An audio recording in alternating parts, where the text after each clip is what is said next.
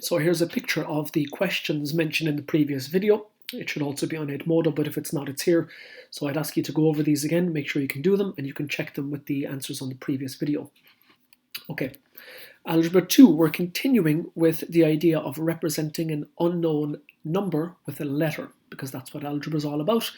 And what we do then is we can solve problems with some of the formula that we get as a result of this idea. So let's start with a game. So this will work for any number. So what I'm going to get you to do is think of a number, first of all. Now, when you think of a number, I'm going to represent that as a variable because I don't know what it is. So that's my x, or that's my a, that's my b, that's my c, it's my hidden number. Then what I want you to do is add 3 to the number in your head. All right, in algebra we should know that's that. After that, multiply your answer for part 2 by 2. So you had a number, you added 3 to it, and whatever you got then, multiply it by 2. In algebra, I would write it as one of the two forms there. All right, with that number in your head now, subtract 4 from it. In algebra, that's what it would look like. Then I want you to subtract 2 times your original number. So whatever number you started with in the first step, multiply by 2 and subtract twice that number from whatever you have after step 4. And then, lads, your answer will be 2. Okay, it'll work for any number, so if you want to go through it many, many times, you can see that that definitely is the case, all right? And like I said, algebra is used to solve problems. In this case, I don't know what your number is, so I represented it by with the letter x, and then using the steps there and using what we did in the previous video, I can actually work out that the answer to that problem was 2. So we're going to go again, one more game time. All right, yet again, think of a number. All right, this time think of a different number. Again, I'm calling it x, we could call it y, we could call it z, we could give it any letter we wanted. All right, multiply your number by 4. That's what it looks like in algebra then. Add 2 to that number. All right, so you'd multiply it by 4, then you add 2 to the result of that. All right, then divide that result by 2. The next thing I want you to do is subtract your original number from it. Okay, last step, subtract 1 from it, and what you should be left with is your original number x. And again, you can try that with any number whatsoever.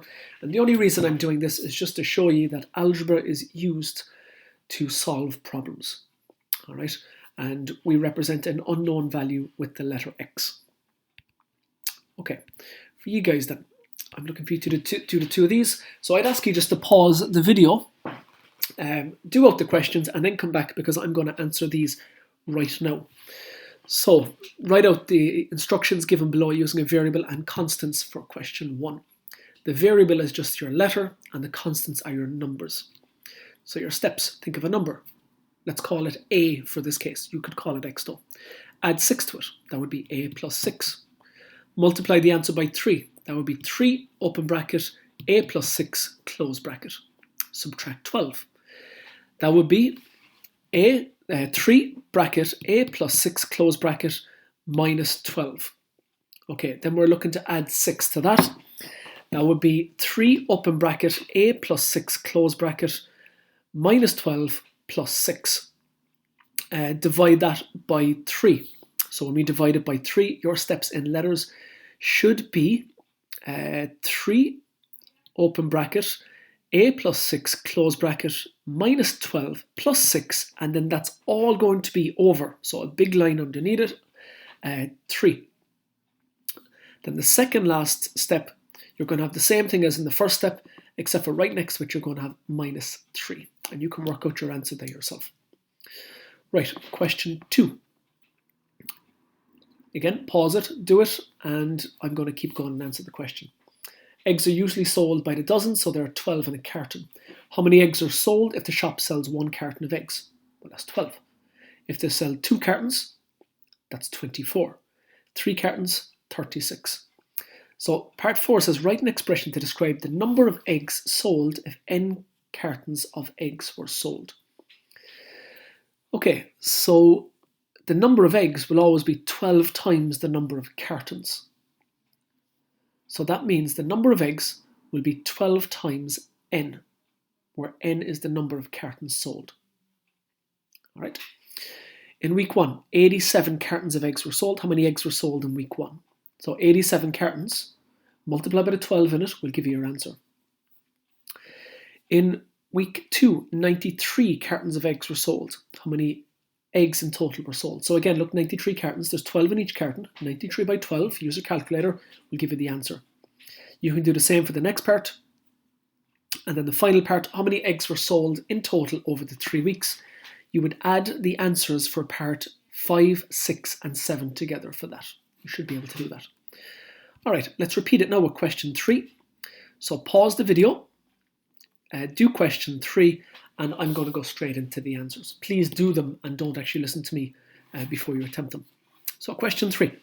A car rental company in Galway rents a car using the following formula.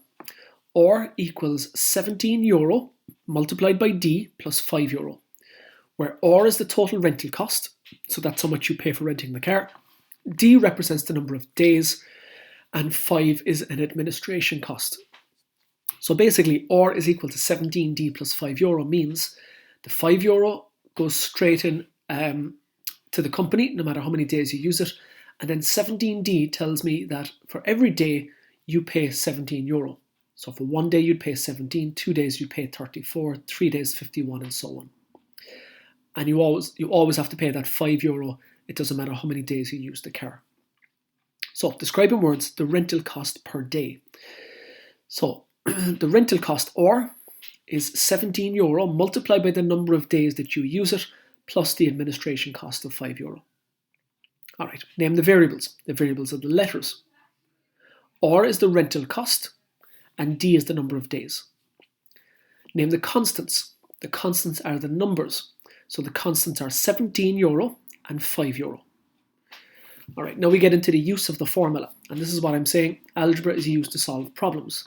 So we have a formula there and we can use that formula to solve problems very, very easily. So if Marcella rented the car for a week, what is the total rental cost? So Marcella would have to pay €17 for every day she uses it. So that would be 17 by 7. And then she's also going to have to pay 5 on top of that. So on your calculator, you'd have 17 by 7, get your answer, and then add €5. So whatever that works out as. David rents it for 4 days. What's the cost? So for 4 days, he'd have to pay 17 by 4 for the renting the car, and he has to pay the €5 administration. So 17 by 4, get your answer and add 5 to it. Michelle then rented it for 10 days. What is the total rental cost? Well, for 10 days, you're going to have to pay 175. I'd ask you to be able to calculate that yourself.